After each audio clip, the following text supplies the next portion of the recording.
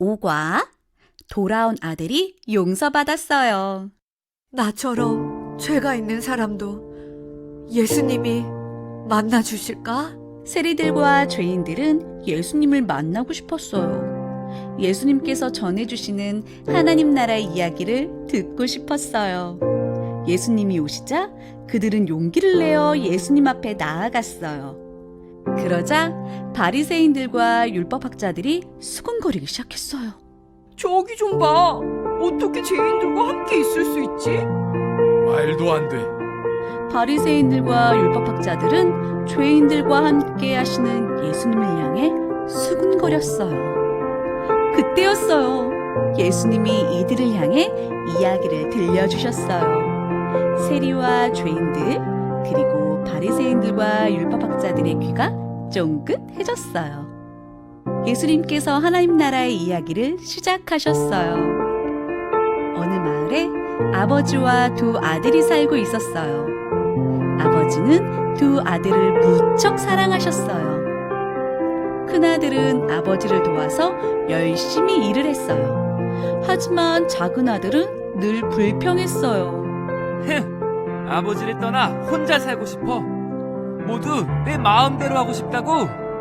작은 아들은 아버지를 떠나야겠다고 생각했어요. 아버지의 재산 중에 제가 받을 돈을 먼저 주세요. 아버지를 떠나 혼자 살고 싶어요. 혼자서 더 멋지게 살 수 있어요. 아버지는 작은 아들의 말을 듣고 마음이 너무 아팠어요. 며칠 후 작은 아들은 아버지의 돈을 받아 아버지의 집을 떠났어요. 하지만 아버지는 매일매일 작은 아들이 돌아오길 기다렸어요. 작은 아들은 아버지를 떠나 자기 마음대로 살았어요. 내 마음대로 사니까 정말 좋구나. 아버지의 말씀을 듣지 않아도 되잖아. 결국 작은 아들은 아버지가 준 돈을 흥청망청 다 써버리고 말았어요. 때마침 마을에도 큰 흉년이 찾아와 먹을 것을 구하기도 힘들어졌어요.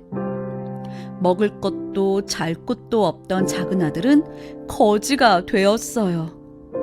꿀꿀 꿀꿀. 거지가 된 작은 아들은 돼지들에게 먹이 주는 일을 하게 되었어요. 작은 아들은 너무 힘들었어요. 이때 자신을 따뜻하게 안아주시던 아버지의 사랑이 생각났어요. 아버지가 너무 보고 싶어. 아버지께 다시 돌아갈래. 돌아가서 잘못했다고 말해야겠어. 그런데 아버지가 이런 나를 받아주실까? 작은 아들은 걱정이 되었지만 용기를 내어 아버지의 집으로 돌아갔어요. 오늘은 우리 아들이 돌아올까? 그때였어요. 저 멀리 아들의 모습이 보였어요. 아버지는 달려가서 그를 품에 꼭 안아주셨어요. 아들이 울며 말했어요. 아버지, 잘못했어요. 저는 아버지의 아들이 될 자격이 없어요. 하지만 아버지께서 말씀하셨어요. 아니다, 내 아들아.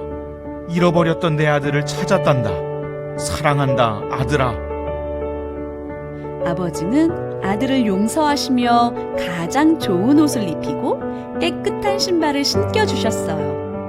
그리고 기뻐하시며 큰 잔치를 베풀어 주셨어요.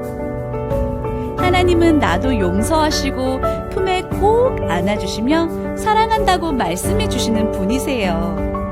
나도 날마다 하나님께 잘못을 고백하고 용서받는 어린이가 될래요.